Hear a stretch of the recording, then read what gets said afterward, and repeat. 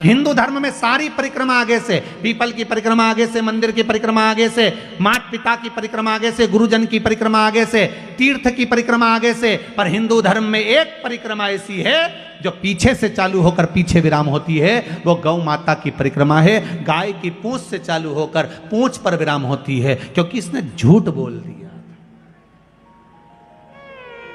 और केवल एक बार झूठ नहीं बोला है गौ माता ने, 2 बार बोला। राम जी जब बन गए, फाल्गु नदी के तट पर भी गौ माता ने झूठ बोल दिया था। सीता जी का श्राप लग गया, तुम झूठ बोल रहे। इसीलिए हमारे हिंदू धर्म में ऐसा नियम है, गौ माता के लिए अलग से पात्र रखा जाता है। पहले अगर आप लोग राजस्थान साइड में कभी गए होगे, मारवाड़ में कभी गए होगे, तो आप लोगों ने ध्यान दिया होगा, घर के बाहर पत्थर का इतना बड़ा कुंडा रखा रहता था। उस कुंडे में भोजन ले जाके डालते थे, गाय उसे खाती थी। घर के पात्र को झूठा नहीं करने देते थे, घर के पात्र को झूठा नहीं करने देते थे, क्योंकि वो पात्र अगर गौ माता झूठा कर देती थी, फिर उसमें गंगा जल भर कर रखो, 7 बार अग्नि में तपाओ, फिर 3 बार गंगा जल भर कर रखो, तब वो पात्र घर में कार्य लेते थे, पर भगवान की सेवा में नहीं जाता था, क्योंकि झूठ बोली है, झूठ बोला है।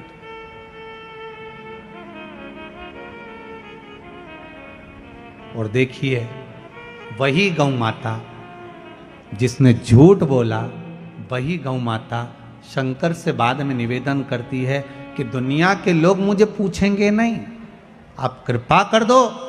शंकर भगवान ने कहा, तू क्यों चिंता करती है गौ माता, भले तू झूठ बोल ली, पर मैं शिव हूं, मेरे को लोग ओघड़ी कहते हैं, चिंता मत कर, मेरा एक जन्म तेरे गर्भ से होगा। गौ माता, तेरे गर्भ से जन्म लूंगा, तू क्या चिंता करती है।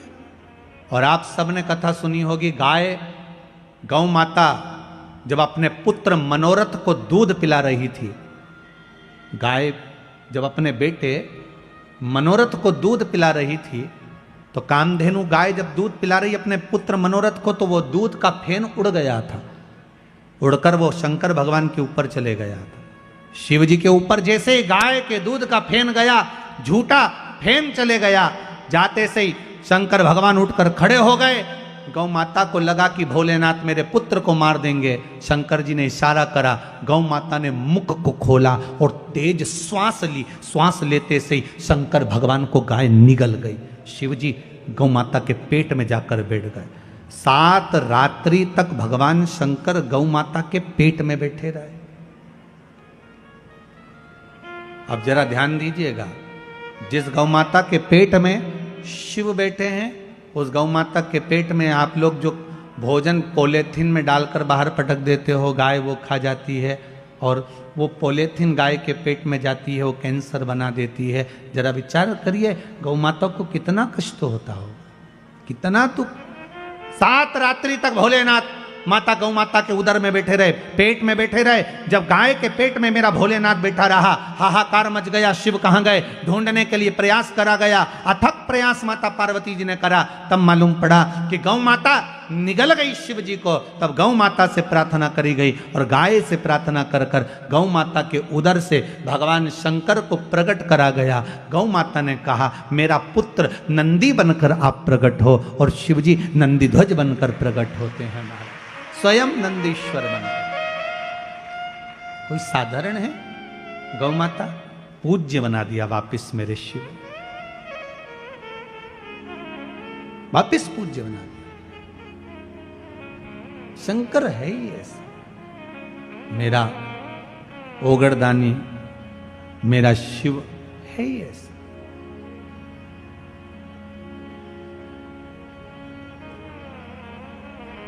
बेलपत्री में ये जो 3 पत्तियां होती हैं, कभी कभी 5 पत्ती की भी बेलपत्र होती है, कभी कभी 6 पत्ती की भी होती है, 4 पत्ती की भी होती है। उस बेलपत्र का बड़ा महत्व होता है महाराज जी। 4 पत्ती की अगर बेलपत्र मिल जाए तो महाराज, जो लकवे वाला शरीर होता है, जिसके शरीर में लकवा लग जाता है, उस लकवे के शरीर वाले के लिए 4 पत्ती की बेलपत्र शंकर भगवान पर समर्पित कर कर अवधूतेश्वर महादेव के नाम से 7 लोटा पानी, 7 कलश पीले चंदन का जल शिव जी को चढ़ाया जाता है। 4 पत्ती की बेलपत्र को वापस उठाकर लाते हैं, उसको धोकर जो लकवे का शरीर वाला मरीज होता है धीरे धीरे उसको चूर कर उस बेलपत्र को खिलाना प्रारंभ कर देते हैं। धीरे धीरे शरीर उसका काम करने लगता है। जिसको लकवा लगा हो वो प्रयोग कर सकता है। इसी बेलपत्र की जो नीचे की 2 पत्तियां होती हैं, इन 2 पत्ती के लिए पहले भी वर्णन करा, इन पत्र में भी है। किसी माता को इंजेक्शन लगते थे, इंसुलिन लगता था, पर बेलपत्री के सेवन करने से उनको अब इंसुलिन की जरूरत नहीं है शुगर लेवल में। बेलपत्री की जो पत्ती होती है नीचे की दोनों पत्तियां, इस पर केसर से आप चंदन का तिलक, केसर का तिलक लगा लें। और भगवान शंकर का जो शिव जी के 13 बच्चे हैं, शंकर जी के कितने बच्चे हैं? 13। उन 13 बच्चों में शंकर जी की 5 लड़कियों का नाम ले। जया, जम के बोलिए, जया, विषहरा, श्यामली बारी, दौतली और देव। ये शंकर जी की 5 लड़कियां। इन 5 लड़कियों का नाम लेकर एक एक बेलपत्र को शिव जी पर समर्पित करना प्रारंभ कर दें। 5 या 7 बेलपत्र ले लें, उसको समर्पित कर दें, उसको लेकर आए। जब बेलपत्र शुगर वाला व्यक्ति या बीपी वाला व्यक्ति या थायराइड वाला व्यक्ति खाए तो एक एक बेलपत्र सबसे पहले नीचे की पत्ती को तोड़ ले, जो नीचे की 2 पत्तियां, इसको तोड़कर खाना प्रारंभ करे। फिर आखिरी में ऊपर की पत्ती को खाए। 3 दिन लगातार कर कर देखिए, शुगर लेवल में आ जाएगी। अभी तो कथा चल रही है, आज तो दूसरा ही दिन हुआ है, खाकर तो देखो, 4 दिन तो हम भी यहीं हैं, तो शुगर लेवल में आपको मिलेगी। शिव का स्मरण करिए। पर शंकर भगवान की 5 लड़कियों के नाम मत भूलना। पहली, जम के बोलो जरा, जया। दूसरी, विषहरा। तीसरी, श्यामली बारी। चौथी, दौतली। और 5वीं, देव। ये शंकर भगवान की 5 लड़कियां हैं जो औषधि का काम करती हैं। शिव जी की ये 5 लड़कियां औषधि प्रदान करती, साधारण नहीं है।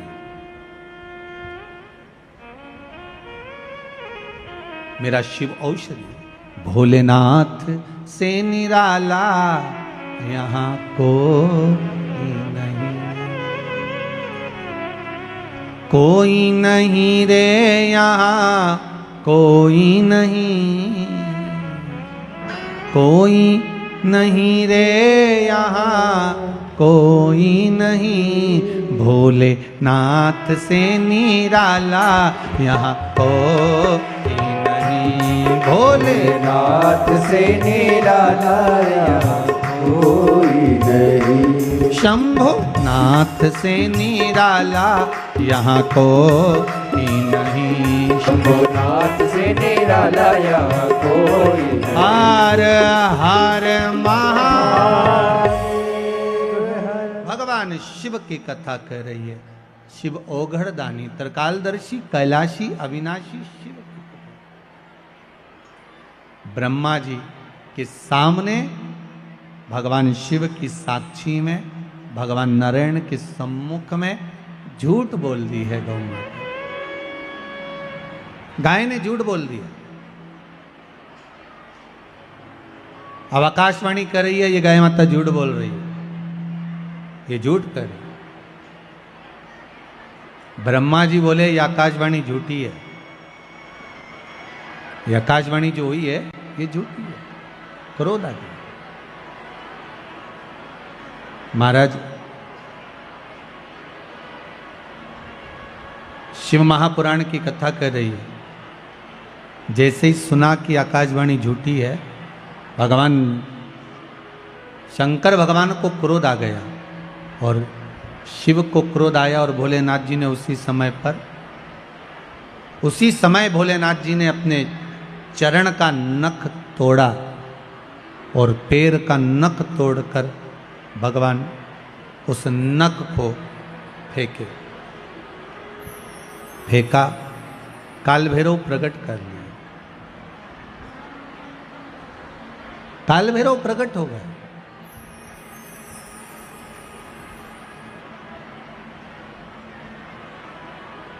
जब काल भैरव प्रकट हुए, भगवान शिव जी ने आदेश दिया कि जाओ, जाकर जिस मुख से ब्रह्मा जी झूठ बोल रहे हैं, जिस मुख से ब्रह्मा झूठ बोल रहे हैं, ब्रह्मा जी का वो सिर काट दीजिए। फिर ध्यान देना, शंकर भगवान को प्रसन्न करने का सबसे सुंदर तरीका है एक लोटा जल। पर एक लोटा जल ना हो तो बेलपत्र, बेलपत्र ना हो तो 3 बार ताली, 3 बार ताली ना हो तो बम बम भोले, और ये भी ना हो तो अपने जीवन में दिन भर में कम से कम एक बार सत्य बोलो। दिन भर में एक बार कितना बोलना है? एक बार बोल लो, बहुत है।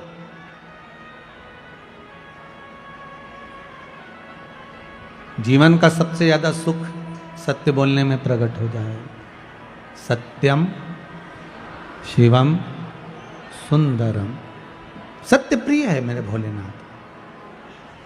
हर हर महा, भगवान की प्रियता सत्य में, सत्य में प्रियता मेरी। शंकर भगवान की कथा कर रही है, ओगरधानी त्रिकालदर्शी मेरे कैलाशी की कथा कर रही है, मेरे बाबा की कथा कहती है।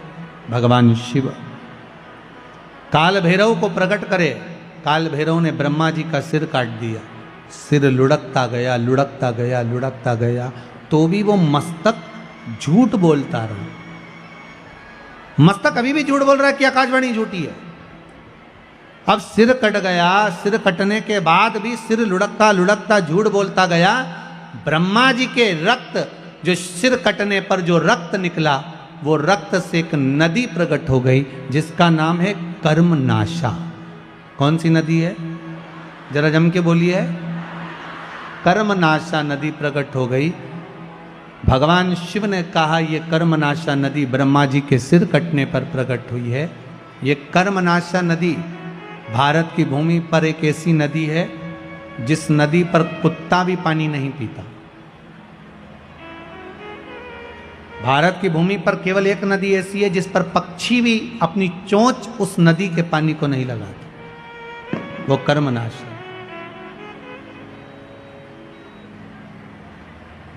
इलाहाबाद से काशी के बीच में बहने वाली ये नदी वैसे तो 14 किलोमीटर की है, पर आजकल अगर लोग नेट पर सर्च करते हैं तो वो 20 किलोमीटर की दिखती है। अब हो सकता है उसका विस्तार हुआ हो, पर शिव महापुराण में, लिंग पुराण में वो 14 किलोमीटर है।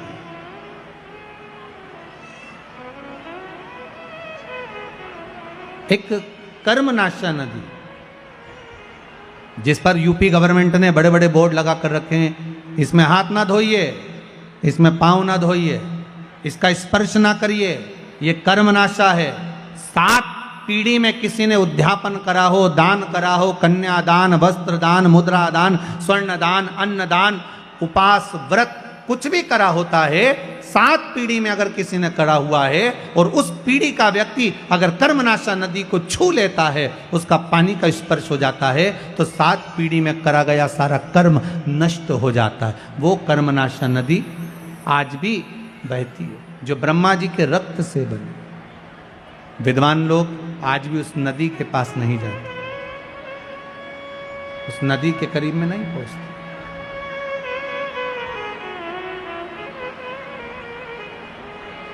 नदी के करीब में नहीं जाते। महाराज शंभु शरणे पड़ी, एक निवेदन अगर आप लोग स्वीकार करें तो, सभी लोग अगर स्वीकार करें तो बैठे बैठे ही थोड़ा थोड़ा सा खसक जाइए। बाहर पानी आ रहा है, इसलिए आप थोड़ा थोड़ा सा बैठे बैठे खसको, खड़े मत होइए, बैठे रहिए, बस उसको थोड़ा सा आप स्वीकार करिए, जिससे आप लोग आराम से बैठे रहें। बैठे बैठे खसक जाओ, आप शंकर के भगत हो, शिव आपके हृदय में बैठा हुआ है, बस आप उसको स्वीकार करते हुए कुछ देर की और बात है, सबको विराजमान कर लीजिए। हर हर महा शंभो शरणे पड़ी। मांगू घड़ी रे घड़ी दुख काटो, दया करी ने दर्शन आपो, दया करी ने दर्शन आपो। भगवान ओगढ़दानी त्रिकालदर्शी कैलाशी हर हर हर हर महादेव।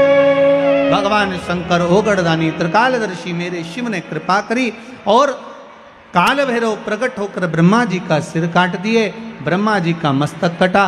भगवान ब्रह्मदेव ने क्षमा याचना करी, क्षमा याचना करी तब भगवान विष्णु ने कहा क्या चाहते हो ब्रह्मदेव? ब्रह्मा जी बोले प्रभु बस इतनी कृपा कर दो महाराज, एक करुणा थोड़ी सी कर दीजिए, जो मेरा सिर कटा है वो कटा हुआ सिर संसार में इसको लोग बुरा ना कहें, इससे नफरत ना करें, ऐसी कृपा कर दो। भगवान ने कहा क्या करना चाहिए? भगवान विष्णु बोले प्रभु आप तो सामर्थ्यवान हैं, आप सब कुछ कर सकते हैं। भगवान उसी समय पर ब्रह्मा जी के कटे हुए सिर को बट वृक्ष बना देते। काय का वृक्ष बनाया है? बट वृक्ष। भगवान शंकर ने कहा सुनो ब्रह्मा जी, ए ब्रह्मदेव, तुम्हारा जो सिर कटा है ये बट वृक्ष के नाम से पूजा जाएगा। इस बड़ के पेड़ के नीचे लोग पिंडदान करेंगे, तर्पण करेंगे, भजन करेंगे, स्मरण करेंगे और मेरी भक्ति को धारण करेंगे। शिवजी स्वयं उस बट के पेड़ के नीचे विराजमान हुए। शंकर जी का एक नाम हो गया बटकेश्वर महादेव। क्या नाम पड़ा है? बटकेश्वर महादेव। महाराज जिसका कर्जा ज्यादा बढ़ जाता है, आवक रुक जाती है, कोई कर्जा ज्यादा हो गया, पैसे नहीं आ रहे, अदालत में कोई केस चल रहा है, निपट नहीं रहा, तो उसके लिए बटकेश्वर महादेव का पूजन किया जाता है। लिंग पुराण में लिखा है कि बटकेश्वर पूजन जो होता है वो भगवान बड़ के पेड़ के नीचे शिवलिंग का निर्माण कर कर या बड़ के पेड़ के नीचे कोई शंकर भगवान का शिवलिंग हो, वहाँ पर इस पूजन को किया जाता है। जिस व्यक्ति पर कर्जा ज़्यादा हो जाए या अदालत में या कहीं कोर्ट केस हुआ हो या तकलीफ आ रही हो, तो बटकेश्वर महादेव का पूजन मान्य है। छोटे से शिवलिंग का निर्माण बट वृक्ष के नीचे करना। और पहले भी आप लोगों को कहा है ज्यादा बड़ी मूर्ति घर के अंदर ना हो, प्रयास करिएगा अंगुष्ठ आकृति के बराबर की मूर्ति हमारे घर के अंतर्गत हो। और अगर बड़ी मूर्ति भी आपके घर में है तो इसका मतलब ये नहीं कि आप उसको निकाल दें, उसको भी पूजन में रखो, वो अपनी पुरातन है, उसका भी स्मरण करिए। पर प्रयास करो कि बाजार से कोई नए देवता की मूर्ति ज़्यादा एकत्रित नहीं करना। आज के ज़माने में बड़ी बड़ी परेशानी है। जिस तीर्थ में जाते हो वहाँ से मूर्ति लेकर आ जाते हो। बद्रीनाथ जी घूमने गए तो बद्रीनाथ जी को लिया, द्वारका जी गए तो बोलते जाओ जरा द्वारका जी को लिया, जगन्नाथ जी गए जगन्नाथ जी को लिया। इतने सारे देवता घर में रखे हैं। अब भगवान की पूजन हो रही नहीं हो रही, थोड़ी बहुत पूजन हुई, थोड़ी बहुत नहीं हुई। अब छोटी जगह में, अब जैसे आप लोग अगर पास पास में आप लोगों को बिठा दिया जाए तो परेशानी होती कि नहीं होती? जम के तो बोलो जरा, होती है ना। अब तुम्हारा इतना बड़ा तो मंदिर घर के अंदर, कितना बड़ा मंदिर, छोटा सा तुम्हारे घर में मंदिर, इतने बड़े मंदिर में वहीं शंकर जी बैठे, वहीं राम जी बैठे, वहीं कन्हैया जी बैठे, वहीं लड्डू गोपाल, वहीं पर लक्ष्मी जी, वहीं पर दो गणेश जी, वहीं पर सारे देवी देवता। बद्रीनाथ गई तो उनको भी लाया, जगन्नाथ गई उनको भी लाई, रामेश्वर गई उनको भी लाई, सारे देवता वहीं इकट्ठे। और सुबह से उठ कर गई, इतनी सी शक्कर ले गई। अब इतनी सी शक्कर भगवान के सामने रख दी और आरती उतार दी। अब सारे देवता आपस में सोच रहे कि तुम खाओगे कि हम खाएंगे। इसलिए शास्त्र कहता एक साधे सब सधे, सब साधे बिसरा। एक को साध लो, सब हो जाए। हमारे देवाधिदेव महादेव को जो जल चढ़ाते हो ना, 33 कोटि देवताओं को वो जल प्राप्त हो जाता है। ब्रह्मा भी उसी में है, विष्णु भी उसी में है, इंद्र भी उसी में है, देवी भी उसी में है, देवता भी उसी में, सब उसी में विराजमान। कहीं हमें भटकना नहीं है उसको ढूंढने के लिए, सब उसी के भीतर विराजमान। एक बेलपत्री का पत्ता, मात्र एक बेलपत्री का पत्ता, जिसके भीतर ब्रह्मा भी है, विष्णु भी हैं, शिव भी हैं, और इस बेलपत्री के बीच वाली पत्ती से लेकर जहां 2 पत्तियां रहती हैं, उस पत्ती के बीच में जो गैप होता है डंडी का, इसमें 64 योगनियां भी हैं। 64 योगनियां देवियां भी इसके अंतर्गत विराजमान है। और उस डंडी के नीचे जहां 2 पत्ती है, इस 2 पत्ती के नीचे की जो लंबी डंडी रह जाती है, इसमें 33 कोटि देवताओं का भाग है। उस डंडी के नीचे जो छोटा सा एक मोटा सा भाग रह जाता है, कई बार आप लोगों ने बेलपत्री को तोड़ा होगा तो नीचे एक मोटा सा भाग रह जाता है, महाराज उसके अंतर्गत सारे तीर्थों का भाव जागृत रहता है। उस बेलपत्री को केवल साधारण ना समझे, शिव को अगर समर्पित कर रहे हैं तो वो संपूर्ण उसी के अंतर्गत, संपूर्ण।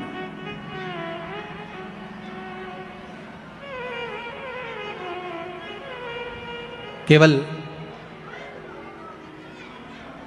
आप लोगों ने बेलपत्र अगर कभी शिवजी पे चढ़ी हुई, हम तो कई बार निवेदन करते हैं कि आप उसका सेवन हफ्ते में एक बार, जिसको भी शुगर हो, बीपी हो, थायराइड हो, हफ्ते में एक बार शंकर जी पे चढ़ी हुई बेलपत्र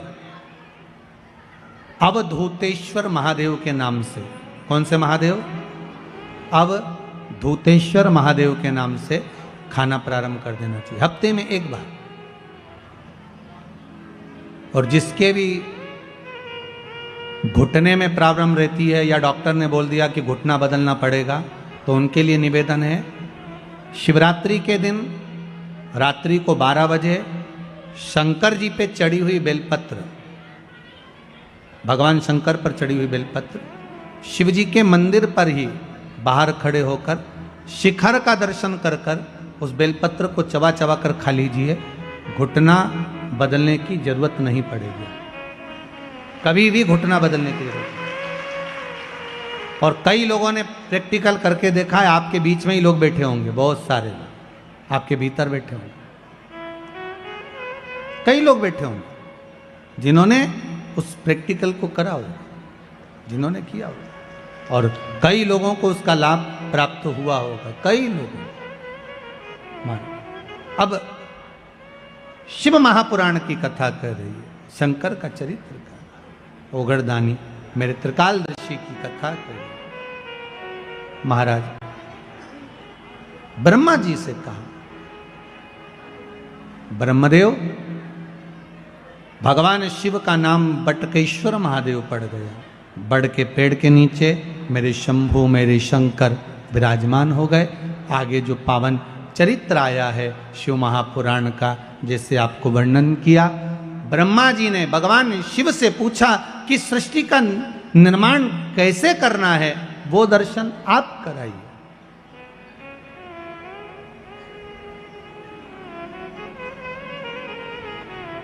इस सृष्टि खंड को बढ़ाना कैसे है, उसका वर्णन आप करें। महाराज शिव कथा कहती है, ब्रह्मा जी के लिए भगवान स्वयं वर्णन कर कर जाते हैं कि आप एक काम करिएगा, आधा पुरुष आधे स्त्री का निर्माण करिएगा। पुरुष और स्त्री का निर्माण करना था, ब्रह्मा जी को भान नहीं हो पाया, उन्होंने पुरुष और स्त्री को मिलाकर निर्माण कर दिया, जिससे किन्नर उत्पन्न हो गए। अब किन्नर उत्पन्न हुए तो भगवान विष्णु और भगवान शंकर दोनों आ रहे थे, मेरे शिव आ रहे थे। भगवान विष्णु ने देखा कि चारों तरफ किन्नर ही किन्नर हैं, जहां देखो किन्नर नृत्य कर रहे हैं, ताली बजा रहे हैं, स्मरण कर रहे हैं। इतने में तो भगवान विष्णु को हंसी आ गई, बड़ी जम के भगवान नारायण हंस दिए, बहुत ठाका लगाकर। जैसे ही भगवान विष्णु हंसे तो भगवान शंकर ने पूछा, क्या हुआ नारायण, आप हंस क्यों रहे हो?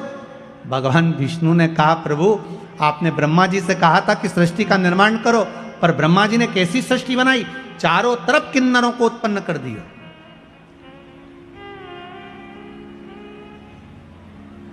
सबसे पहली सृष्टि का निर्माण में किन्नर उत्पन्न हुए थे।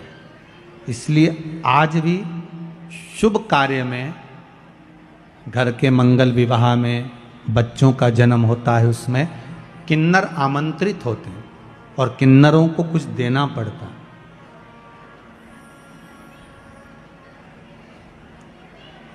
ये भगवान ब्रह्मा की बनाई हुई सृष्टि में से प्रथम सृष्टि में किन्नर थे। भगवान विष्णु हंस दिए, शंकर भगवान को थोड़ा सा क्रोध आ गया कि ब्रह्मा जी ने निर्माण करा और तुम हंस रहे। शिव महापुराण की कथा कहती है, कभी अंधे को देखकर मत हंसो, कभी लूले को, विकलांग को, चरण नहीं, हाथ नहीं, बहरा है कोई, वाणी से विहीन है कोई, उसको देखकर कभी नहीं हंसना। शिव महापुराण की कथा कहती है, एक जन्म हमको लेना पड़ता उसी के जैसा जिस पर हंसे हैं हम। और भगवान विष्णु को भी लेना पड़ा किन्नर का अवतार, भगवान नारायण को भी किन्नर बनना पड़ा है, केवल हंस दिए थे थोड़ा सा। और भगवान विष्णु जो ठहाका लगाकर हंसे, शंकर भगवान ने कह दिया, नारायण आप ब्रह्मा की बनाई हुई सृष्टि पर किन्नरों पर हंसे हो, आपको पृथ्वी पर जाकर किन्नर बनना पड़ेगा, आपको भी किन्नर बनना पड़ेगा। भगवान विष्णु की आंख में से जल बह गया, नारायण रो दिए, शिव आप मुझसे कह रहे हो कि मुझे किन्नर बनना पड़ेगा? हाँ, क्योंकि आप ब्रह्मा की बनाई हुई सृष्टि पर हंसे हो। और आया समय, जिस समय पर पांडव और कौरवों का युद्ध प्रारंभ होना था, कुरुक्षेत्र की भूमि पर जब युद्ध करने के लिए कौरव और पांडव पहुंचे, तो कुरुक्षेत्र की भूमि पर चंडी प्रकट हो गई। कुरुक्षेत्र की भूमि पर चंडी प्रकट हुई और चंडी ने कहा, सुनो कौरव और पांडव, ये भूमि मेरी है, भूमि पर युद्ध करने से पहले कौरवों को अपने परिवार में से किसी एक की बलि देना पड़ेगी और पांडवों में से परिवार में से किसी एक की बलि देना पड़ेगी, तब तो तुम इस कुरुक्षेत्र की भूमि पर युद्ध लड़ सकते हो। अब कौरव तो खुश हो गए, क्योंकि हम 100 भाई, एक आध अगर बलि में मर भी गया तो 99 तो बचेंगे, पर दुख तो पांडवों को था, 5 में से एक मर गया तो फिर युद्ध कैसे होगा। भगवान कृष्ण को चिंता व्यापने लगी, टेंशन पड़ गया मेरे ठाकुर को, चिंता व्याप गई, करना क्या है। तब भगवान कृष्ण को याद आया, अर्जुन जिस समय द्रौपदी को विवाह कर कर लेकर आया था, लाकर द्रौपदी को जब खड़ा करा, माता कुंती से कहा, मां देखिए हम क्या लेकर आए, और माता ने कह दिया 5 वही बांट लो। द्रौपदी ने अर्जुन से पूछा, क्या बात है? अर्जुन ने कहा, तुम्हें 5 पतियों की पत्नी बनना पड़ेगी। द्रौपदी ने कहा, मैं पत्नी बनने को तैयार हूं, पर शर्त एक है, मेरे कक्ष में 1 वर्ष में 1 पति रहेगा। अगर दूसरा पति मेरे कक्ष में अगर आ जाता है तो उसको 5 वर्ष के लिए वन भोगना पड़ेगा। अगर मैं 5 पतियों की पत्नी बन सकती हूं तो थोड़ा संकल्प आपको भी लेना पड़ेगा। अर्जुन ने 5 से पूछा, 5 तैयार थे। आज जिस कक्ष में भीम के साथ में द्रौपदी रह रही थी, इतने में एक ब्राह्मण दौड़कर अर्जुन के पास में आए, अर्जुन अर्जुन मेरे पुत्र को सिंह उठाकर ले गया है, मेरे बेटे को बचा लीजिए अर्जुन, जल्दी बचाओ। अर्जुन ने कहा, मेरा गांडीव कहां है? ढूंढते ढूंढते अर्जुन उस गांडीव को लेने के लिए भीम के कमरे में चले गए, भीम के कक्ष में चले गए। और द्रौपदी ने उसी समय पर कह दिया, सुनो अर्जुन, तुम भले गांडीव उठा कर ले जाओ और उस ब्राह्मण के बच्चे को बचा लो, पर तुम्हें 5 वर्ष के लिए वन जाना पड़ेगा। अर्जुन ने कहा, मैं स्वीकार करता हूं। 5 वर्ष के लिए अर्जुन वन गए। नागों की कन्या उलूपी के साथ में अर्जुन का विवाह हो गया, एक पुत्र का जन्म हो गया जिसका नाम आरावन था। क्या नाम था? आरावन। पुत्र को जन्म देकर अर्जुन वहीं पर छोड़कर अपने राज्य में आ गए। आज भगवान कृष्ण ने अर्जुन से कहा, अर्जुन पांडवों में से किसी एक की बलि देना है। तू जब वन में गया था तो तेरा एक बेटा हुआ था, उस बेटे को लिया, बलि उसी की चढ़ाएंगे। जाओ, है तो पांडवों का ही, जाओ लेकर आओ। आरावन को लेकर आए। आरावन ने कहा पिताजी चिंता मत करो। उसको नहीं मालूम था कि मेरी बलि चढ़ने वाली है, उसको नहीं मालूम था